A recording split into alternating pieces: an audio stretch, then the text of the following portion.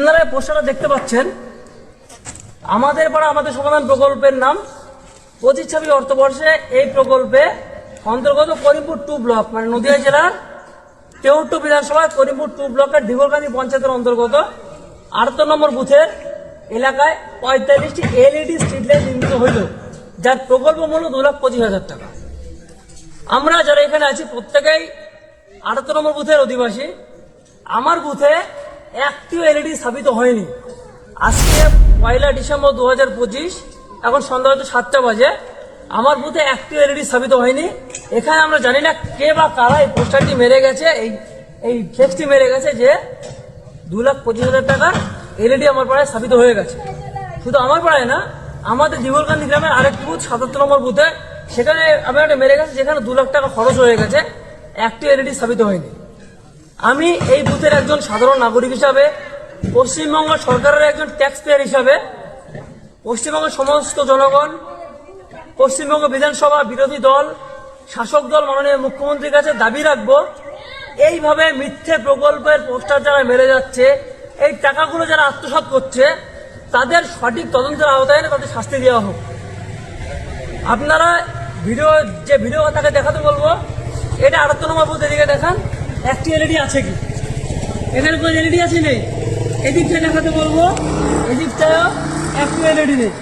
এখানে আমি ছাড়া যারা উপস্থিত আছে, আমাদের কোনো রাজনৈতিক পরিচয় নেই, কোনো রাজনৈতিক সত্তা নেই।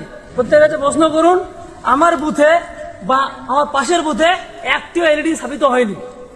এই বুথে কোনো এলইডি স্থাপিত হয়েছে? না, এই বুথে কোনো এখনো পর্যন্ত কোনো এলইডি লাইট স্থাপিত হয়নি। আপনাদের কোনো ভাই, তোর কোনো রাজনৈতিক পরিচয় আছে? না। তোর বুথে কোনো এলইডি স্থাপিত হয়েছে? না। তোর বাড়িতে 8 নম্বর বুথে, তোর 77 নম্বর, তোর বুথে কোনো এলইডি স্থাপিত হয়েছে? আমাদের মাঠে দেখলাম ওই বুথে 77 নম্বর বুথে 40 এলইডি স্থাপিত হয়েছে, যার বাজার মূল্য লেখা আছে 2 লক্ষ টাকা। আজকে সাধারণ ট্যাক্স পেয়ার হিসাবে আমার এই প্রশ্ন থাকলো, আমাদের টাকা নিয়ে নয়ছয় যারা করছে তাদের চরমতম শাস্তি হোক। আমি বিশ্বাস করি না মাননীয় মুখ্যমন্ত্রীর সঙ্গে জড়িত আছে। মাননীয় মুখ্যমন্ত্রী, তার কাছে দাবি রইল, যারা এভাবে এই টাকাগুলো নয়ছয় করছে তাদের তদন্তের আওতায় এনে চরমতম শাস্তি দেওয়া হবে। কথা হচ্ছে, আমরা এইসব না দেখে, আমাদের কোথায় কাজ হচ্ছে রাজ্যের মধ্যে, এইসব না দেখে আমাদের রাজ্যের মধ্যে আমি একটা পাবলিকের জন্য টাকা পাঠাইছি, সে টাকাটা আমার পাবলিকের কাছে না পৌঁছেছি কি পৌঁছেনি সেটা না দেখে, আমার জনতা আমাকে ভোট দিয়ে ইলেকশনে পাস করাইছে সেটা আমরা না দেখে, আমাদের পাবলিকের যেটা সুবিধা হয় সরকার থেকে ফন্ডের টাকাটা, সে টাকাটা পাবলিকের কাছে পৌঁছেছে কি পৌঁছে না, সে পাবলিক পেয়েছে কি পাই না, সেটা নিয়ে আমরা মাথা ঘামাই না। কেননা তোমরা তো ভিডিওর মধ্যে দেখতেই পেলা, সেখানে নাকি এলইডি লাইটের জন্য কন্ট্রাক্ট এসেছিল, সে বিল পাস হয়ে গেছে, সেখানে বোর্ড লেগে গেছে, সেখানে বিল পাস হয়ে গেছে, সেখানে বোর্ড লেগে গেছে, সেখানে নাকি লাইট লাগানো হয়। আমরা এগুলো না দেখে আমাদের সরকারকে আমরা খাড়ো করেছি, আমাদের সরকার আমরা ভালো মতন কাজ করছি কি করে না, এগুলো আমরা না দেখে আমাদের দেখানো কি হচ্ছে, কে হিন্দু, কে মুসলিম, কে শেখ, কে শিখাই, কে হানফি, এগুলা দেখে আমরা ধর্ম রাজনীতি করি। মানে আমরা এদিকে খেয়াল না দিয়ে আমাদের কে নেতা ফেতা লুটে খেয়ে যাচ্ছে না কে কন্ট্রাক্টর লুটে নিয়ে খেয়ে যাচ্ছে।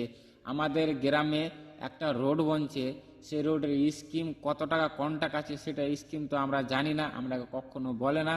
হয়তো সে রোডটা বানাচ্ছে, আমরা ভাবছি আমাদের ভালোর জন্য বানাচ্ছে, হয়তো সে রোডটা আমাদের 2 মাসের ভিতরে 3 মাসের ভিতরে যেরকম ছিল সেরকম পৌঁছে গেল, সেটা আমরা না দেখে, সেটা আমরা সরকারের কাছ থেকে আপিল না করে সেটা নিয়ে আমরা কোনো মাথা ঘামাই না।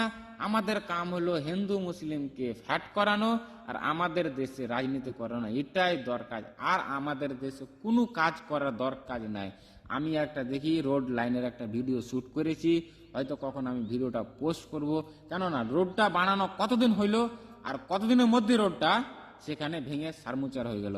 তা আমরা এগুলো না দেখে, আমরা কে কোথায় নিয়ে পড়ে আছেন ওগুলো না দেখে, আমাদের যে সরকারকে আমরা দায়িত্ব দিয়েছি সে দায়িত্ব আমাদের পালন করছি কি করে না সেটা না দেখে, সে কন্ট্রাক্ট দেখে কি করে বিল পাস করে নিচ্ছে সেটা আমরা না দেখে আমরা ছেড়ে দিচ্ছি, যা এমনই করি তোমরা পাস করে খাও।